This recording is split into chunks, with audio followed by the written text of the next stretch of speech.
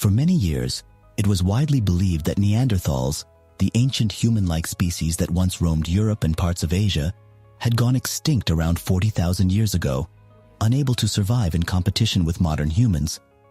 However, recent scientific discoveries and advancements in DNA analysis have challenged this long-held assumption, leaving many experts wondering, did Neanderthals really go extinct? The answer to this question is complex and multifaceted, involving a range of factors from interbreeding with modern humans to environmental changes and other unknown variables. It was originally believed that these prehistoric hominids, who vanished 40,000 years ago, were violent. However, recent findings suggest they were more similar to humans than we previously believed. Using old DNA evidence, a recreation of a female Neanderthal was created. The only differences between them and modern humans were larger teeth, larger eyes, and more pronounced brows. Scientists think they were also more intelligent than we first imagined. In 1856, workmen in a limestone quarry in Germany's Neander Valley found what they believed to be fossilized bear bones. They had discovered evidence of a long-extinct species of prehistoric humans living on Earth between at least 400,000 and 40,000 years ago. This discovery would alter the course of human history. The discovery of previous fossils that had been discovered and incorrectly labeled throughout the early 19th century led researchers to conclude that they had already encountered these human cousins.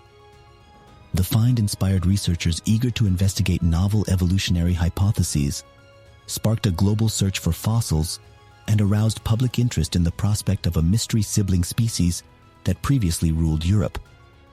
The closest living cousins of modern humans are Neanderthals. Here is information on our predecessors, including their lifestyle and the causes of their extinction. Who were the Neanderthals? Fossilized Neanderthal bones initially resemble human bones, but a closer examination reveals the traits that set apart our prehistoric forebears from contemporary Homo sapiens. While resembling modern humans in appearance, Neanderthals possessed larger teeth, larger eyes, and more pronounced brows.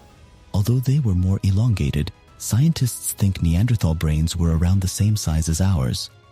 Researchers agree that the average male Neanderthal was about 5 feet 4 inches tall, while females stood at about 5 feet, even if arguments regarding the size and structures of Neanderthal brains continue to simmer today.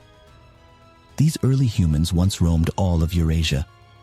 Neanderthals are thought to have had huge, compact muscles as a result of the species' adaptation to the region's frigid weather, and they may have needed up to 4,480 calories per day to stay alive. Neanderthals had intelligence, right? Initially, scientists believed Neanderthals were hairy, savage thugs, capable only of primitive cognition and brutal hunting. However, as more data has emerged showing some startlingly human-like traits in these forebears, several scientists have reconsidered their position. Neanderthals made use of tools for both domestic and hunting purposes, chiseling rocks into axes, scrapers, and weapons. They cut and whittled sticks they used to dig or make spears, which was another common form of woodworking. When did Neanderthals become extinct, and why? No matter how intelligent they were, Neanderthals were ultimately doomed.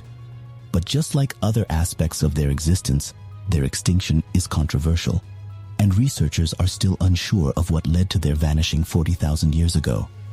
Homo sapiens, which first appeared in Africa some 300,000 years ago, and Neanderthals coexisted and even married in some instances, according to researchers.